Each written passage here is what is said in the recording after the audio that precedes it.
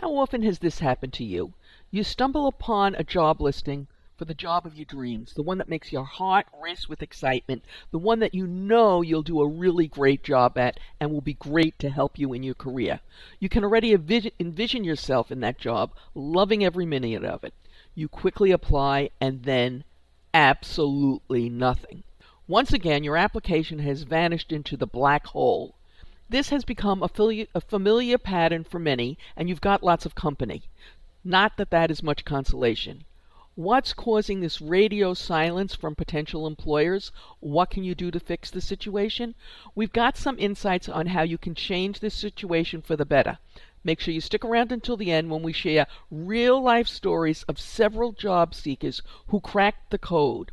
They employed ingenious strategies that may be the missing link you need to get that coveted job. They did things that you might never have thought of doing, but once you hear about them, it will make a lot of sense. Hey guys, I'm Mary Schaefer, founder of AP Now, the place where you go for all the latest business intelligence if you work and manage or have responsibility for the accounts payable and or payment function, and you need a few job tips. Tip number 1. Make sure you include keywords for the position. The first step that many organizations take is an automated screening process looking for what they consider to be critical information or critical skills. This will include keywords. This is the point where many lose out. If you don't make it past this screening step, it's all over. For no human will look at your application, no matter how good you are on everything else. It won't matter. No one will see your application. I'm going to mention this automated screening several times, so do not underestimate the importance of it. So what do I mean by keywords? So for example, if the job description said they were looking for somebody to do 1099s, then you want to make sure in your application you have 1099 there. So when they screen for it, they'll see it. Don't assume, oh, well, everybody in this job does this, or they'll know that I do it, or I'll explain in the interview. Now, of course, this is only if you have it. So look through the job description, mark off what you think are the key words that reflect the skills that they're looking for or the experience that they're looking for, and then make sure you mention them in your job application. Because if you don't, you won't get past the screening, and then it's all over. And that's where many people lose out, by the way. Assuming you make it past this step, tip number 2, clean up your social media and online postings. Many potential employers screen your online presence before scheduling an interview. They will see everything that you have posted, not only on LinkedIn, but Facebook, Instagram, TikTok, etc.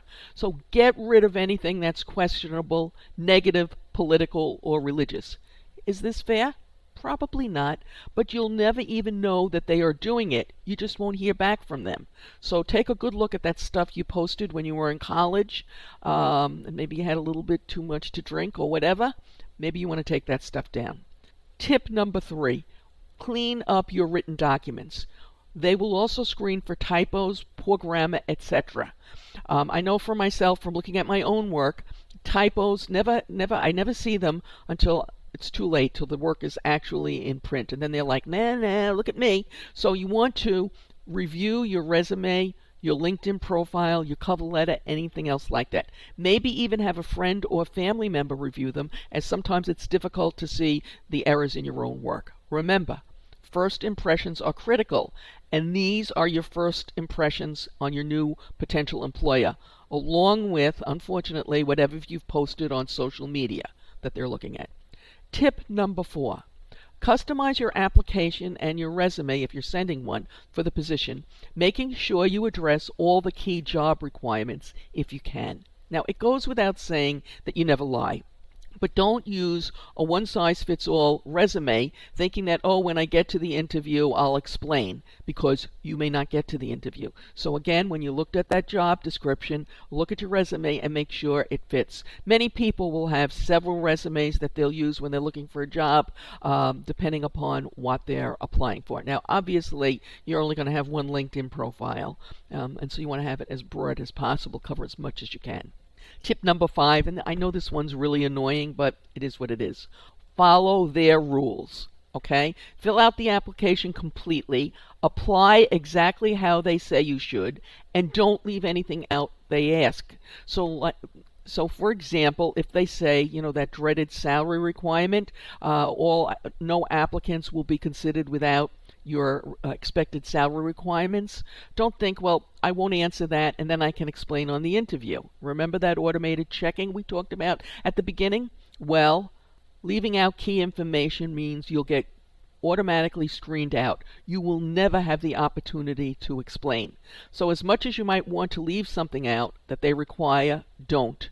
Now, we'll talk about that awful what are your salary requirement questions in another broadcast if there is sufficient interest. So if you want me to do one on answering what are your salary requirements question, add a comment to that effect. And by the way, just putting a ridiculously high or a ridiculously low number in the space is not the answer. Remember that automated screening? They could also be screening for salary requirements as well. Tip number 6. Follow up with others that you might know at the company. Let me explain using a real-life example from my son. He had an internship while he was in school, while he was getting his MBA at a company, and it was going well, and he thought that they might offer him a job and he might work there afterwards. That was part of the plan. However, right before he finished and his internship ended, the company decided to scale back its operations in that particular location, and they laid off a third of the company. So he did not get a job offer. So he started applying, and this black hole that many of you have experienced, he was experiencing it in spades. He was getting nowhere. And then he saw a job posting for that particular company, but in another state. And so he applied because, he'd worked for the company. He had the experience that they were looking for. And, he thought, this was his dream job and he might be able to get it. Well, he couldn't even get called back for an interview. He did not get called back. He tried to follow up. No response. So rather than let the whole thing, just die a natural death, which is normally what you might do, he took one further step. And what he did is he called the people that he had worked with who were still at the company and some who had been laid off and had gone elsewhere. And he asked them to call the hiring manager in the other state and just say that, he had worked for them and he would like to have an interview. And if they could put in a good word for him, that was a plus.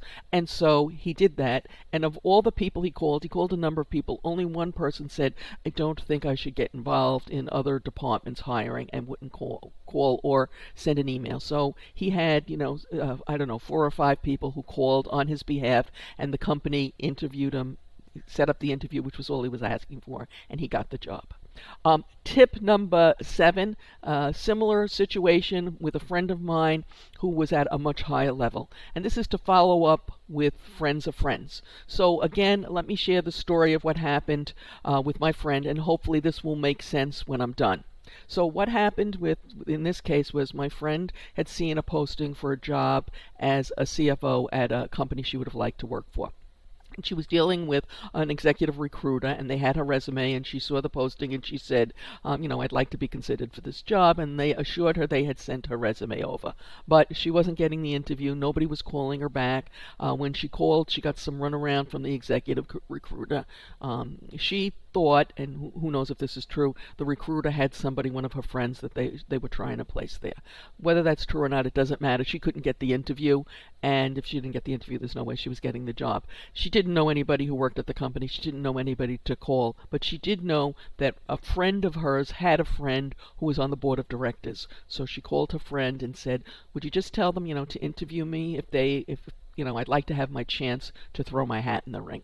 So her friend called her friend, who was on the board of directors. The board called down, and my friend got the interview, and she got the job. So think about, who you know and who else. Okay, tip number 8. Don't overlook your customers, suppliers, etc.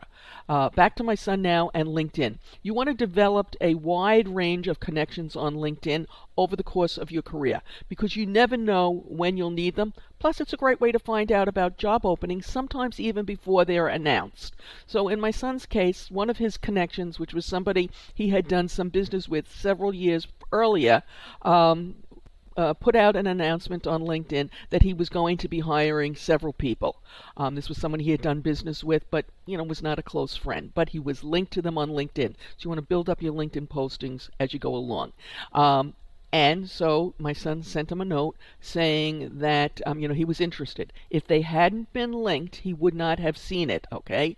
But he reached out in a private message saying he might be interested. They had several emails back and forth, a phone interview or two, and one 45-minute in-person interview. And after that, he had the job. Now I have to mention that when he told me that the meeting was 45 minutes and they were going to be sending him an offer, I was a little dubious. I thought, 45 minutes, that's it?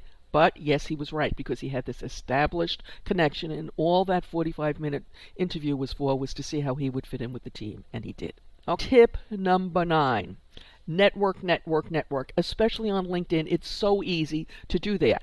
And don't wait until you're out of a job to start networking, okay? Because really, it's kind of too late then. So if you don't have a LinkedIn account, sign up. Post your profile, update it regularly. Don't forget to update it. I have to admit I'm guilty of not updating as often as I should.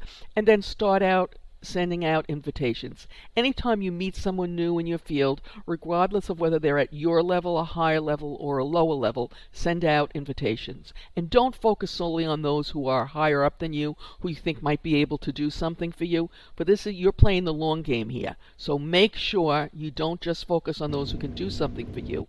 Also, they're apt to see through it, and they may or may not accept your invitation, okay? And you never know who's going to get promoted faster than who else. Of course, none of this works if you don't have the basic job knowledge and skills. But what exactly are those? We recently did a broadcast on how to advance your career in accounting and accounts payable with these essential skills. Watch it right now using the link that has appeared on your YouTube screen and is in the description. As always, I appreciate your likes, your shares, your comments, and subscribes.